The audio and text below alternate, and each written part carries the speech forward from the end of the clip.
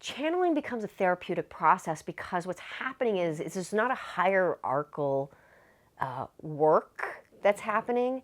There is a co-created welcoming in a agreed upon safe and sacred space to allow whatever it is that is arising in the heart or mind to be revealed. In the channeled space, source, spirit, whoever may be connecting in that way with this person that I'm working with, is able to start to receive energy from their channel. So in other words, their body starts to be connected with their higher self, their greater self, their conscious self.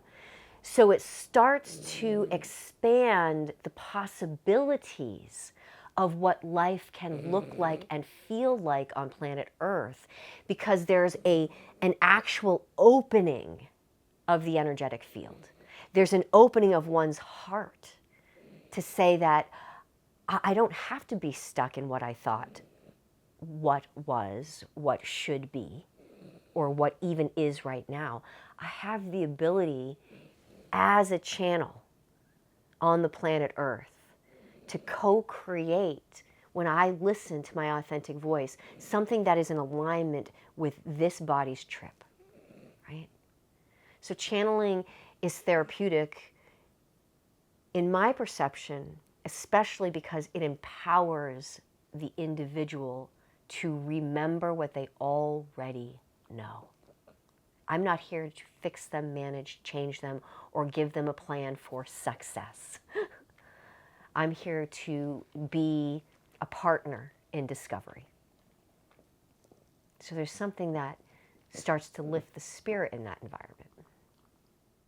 But I really want to explain and clarify, because I think a lot of people who are not familiar with channeling, psychic studies, or mediumship can be intimidated by what channeling or how channeling expresses itself through different individuals.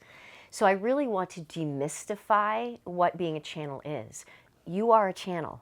I am a channel. We are all channels. So imagine that, and some of you will have to imagine if you're younger, an old radio or a boom box, right? That they have the dials. You might even see an antenna or something like that. Well, I want you to imagine that across the bar there are the stations, 101.7, 94.5, whatever it is. Imagine that you in the universe are your own unique channel. Therefore, you're your own unique vibrational signature, that your own unique energetic field knows how it wants to be in alignment.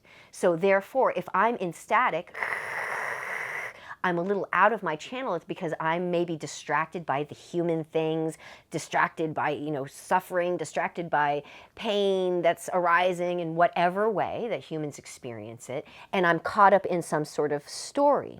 When we're in our channel fully, all it really means is that we're in a receptive state.